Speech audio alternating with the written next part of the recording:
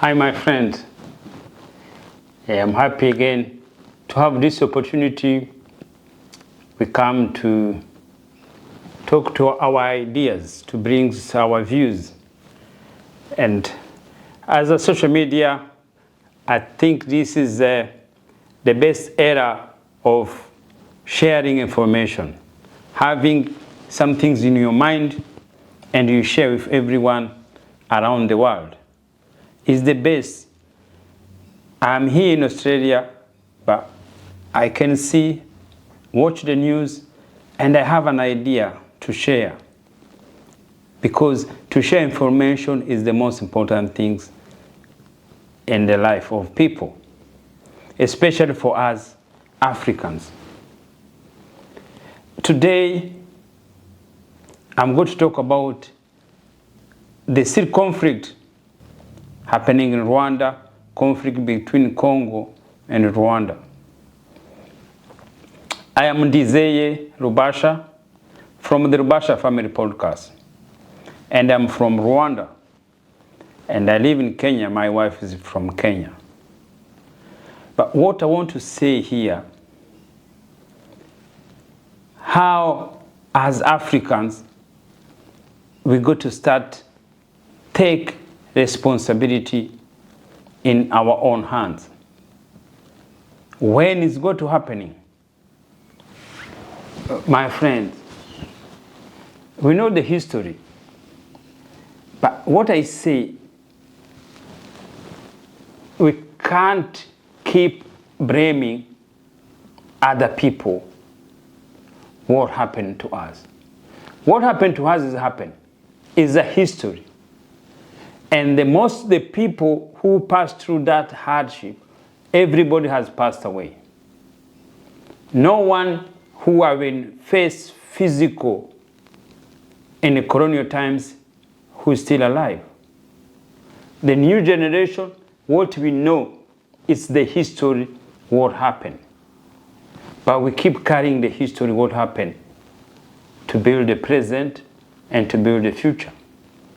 This thing keep happening. We can't keep on that. There's colonial. There's what they did. We know is a history. But what are you going to do with it now? How does it still affecting us? What are we doing just right now? And because we don't know who we are. As African, up to now, we don't know who we are. We call ourselves Africans, but what you do when you look, even the names we have, they are not Africans. That is the first point. Our identity is gone. We don't know who we are. We say we are Rwandan, we are Congolese, but always we carry French and Belgian names. We have spirituality belief which doesn't to do with our life. These things have changed, and these things have brought inferiority complex in us. Inferiority complex is starting from the leadership. The leadership in Africa now is still have inferiority complex toward Europeans and Arabs nation. Inferiority complex, it's in the mind of the people who are educated, the people who are the readers, they're reading the whole continent. We carry on inferiority complex. Because you remember the reason every child born in Africa, before your position, before you become who you are, before you become what you are doing, that is the foundation. We have inferiority complex when we were born. And we carry on until we got even the leadership. We still have that inferiority complex in our mind. That is how the change is going to come. The change is going to come within to think that inferiority complex. I give you my example. That is how I was. I used to carry inferiority complex in Australia just in my mind until I discover, I met a motivational speaker online, Neville Goddard. Give me confidence to know who I am, to know I am African, to tell me I have to have my own identity, not European names, not Arabs' names, to know I am worthwhile to live in better life. I grew up in a better life, but I didn't know. When I came to Australia, always I was in somebody whinging, in somebody who thinking I was miserable. But when I changed, I look, I found no, that wasn't true. That is the change. Every child born, it doesn't matter how education you have. It doesn't matter which position you have. If you don't change in your mind, that inferiority complex is keep taking us. You could be reader, you could be voted by millions of millions, but in the mind, we have to change. This is my first point, my brothers. We talk about this. I tell you, all the people who faced colonial era, they passed away. But our inferiority complex is still in each child born from Africa. We keep carrying colonial history, and that is the weapon of colonizer. That is the weapons of religious to keep putting us in the fear every time. The change had to come within. You, wherever you're sitting there, you have to take the change. And the change is everybody, we are equal. All we are equal when you are born. To be where you are. You start as a child. You learn how to walk. You learn how to talk. You went to school. You went different directions. You have your beliefs. You'll be following which different beliefs to be where you are. But all Africans, the belief you have is mixed up. African, he has belief of Europeans, because that is African belief from Europeans, because Europeans, that Christianity is what they brought to us. A child who was born in Islam, he's got to have belief, or Muslim, he's got to believe that how it is. The belief is got to be in that, because the Arab brought to us one group. And that is the division we see every single day. Up to now, we have realized that is dividing us. Taking African names, from African names to Arabs, from African names to Europeans' names. That is destruction. And now you can see, up to now, there is a conflict in Congo. We are in East Africa. East Africa community, it's a huge number. It's growing. But guess what? When they have a problem, the problem can't be solved in Commonwealth.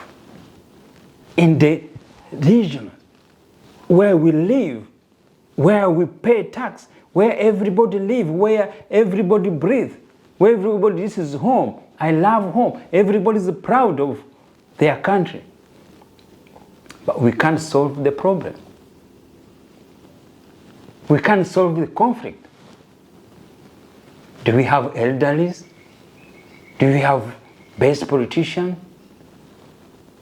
Do we have education? Why we can't have people who can mediate the conflict back home within Africa? Why? Why do we need Doha? Doha, 30 years ago, it wasn't where he is now. Doha is in the world stage. He has changed for themselves. They put in the level international where you can't believe. Qatar is taking not the level. Why do we need to go in your Western countries? Why do we need to get Americans to have the conflict what you are having in issues there?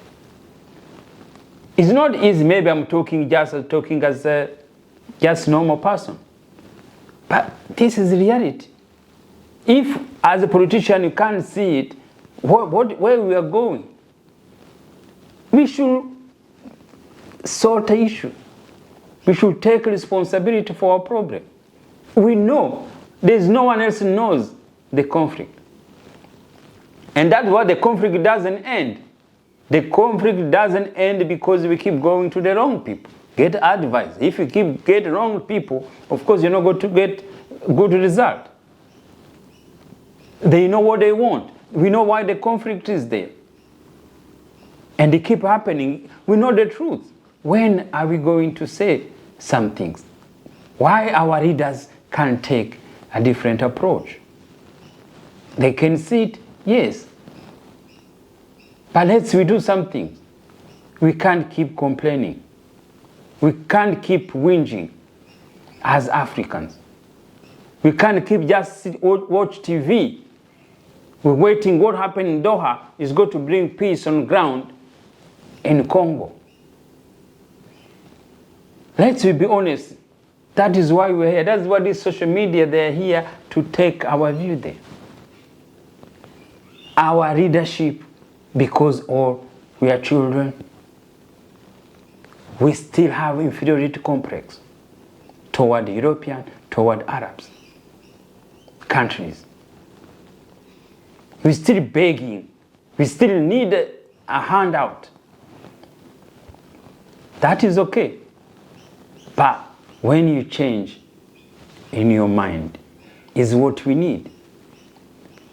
Time to change is just now. Time had to change when you have a conflict. And we learn to deal with conflict. Why is East Africa communities not there reading the conflict in Congo? Why? You have enough people to do that. Let's we change our belief. And to change our belief had to start in our mind. Our mind is the key to change. As African, to be where to move, want to be where Doha they are now. They were not here 30 years ago, where they are. There is a change. There is a change in leadership. We look after ourselves. We take, my brothers, let's we take responsibility for our life, what's happening now. I don't want to hear anyone say, blaming these people, they did what they did, what they did. They never did anything to you now where you are now. They did to our ancestors, sisters. That history. But we have to change completely. We have to start looking inside ourselves. We have to start looking solution ourselves. First stage, first things happen to me is to take my identity. People think that is me nothing. I keep telling my brothers, my sisters, they keep laughing. Oh, names, just names. No, it's identity. It's a history. It's a culture. A white man knows why he changed it before he does anything. Before he took all the goals, before he steal anything, he took away your identity to put you down. And he changed your belief. He put you down. When pastors teaching the Bible, where they get the translation from? From the colonizer.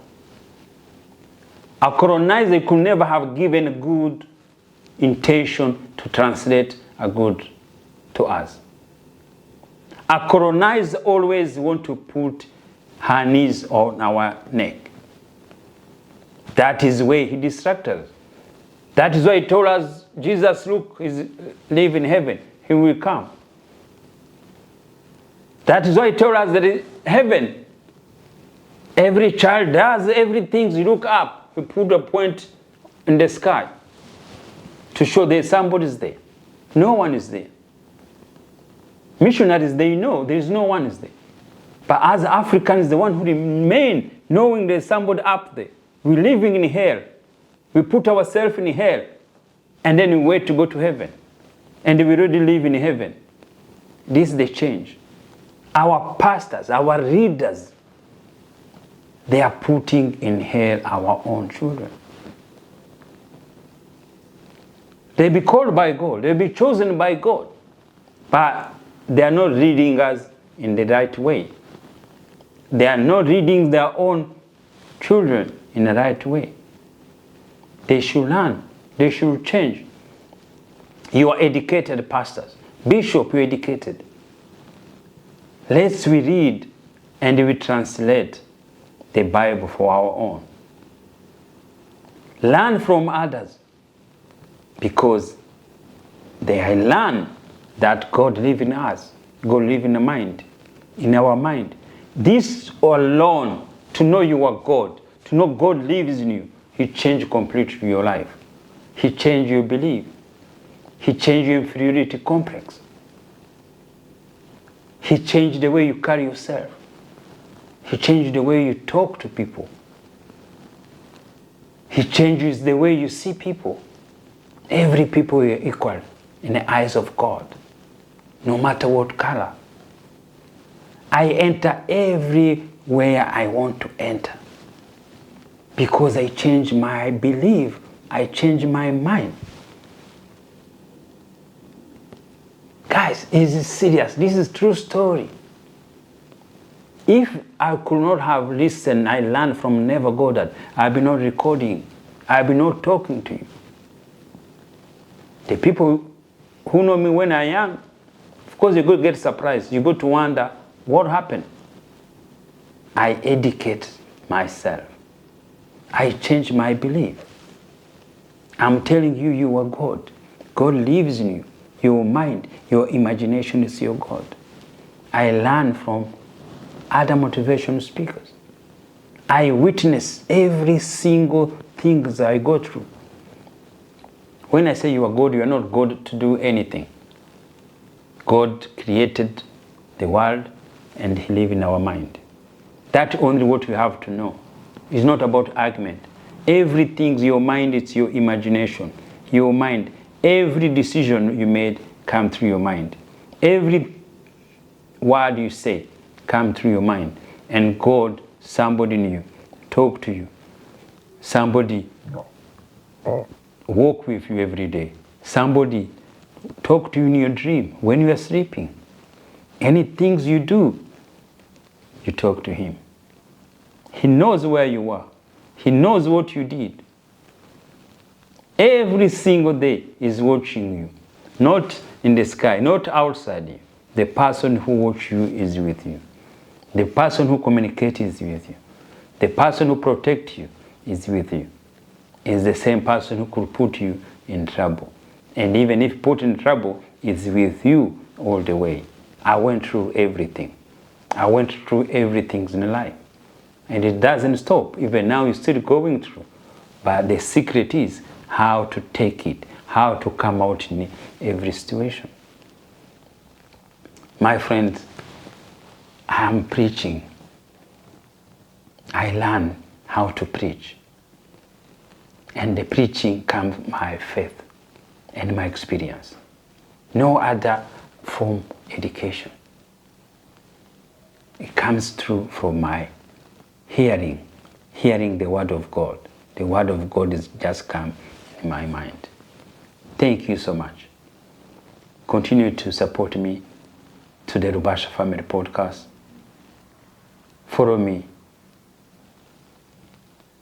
and subscribe to my YouTube channel, Ndizeye Rubasha, and visit my page, ndizeye.rubashamedia.com.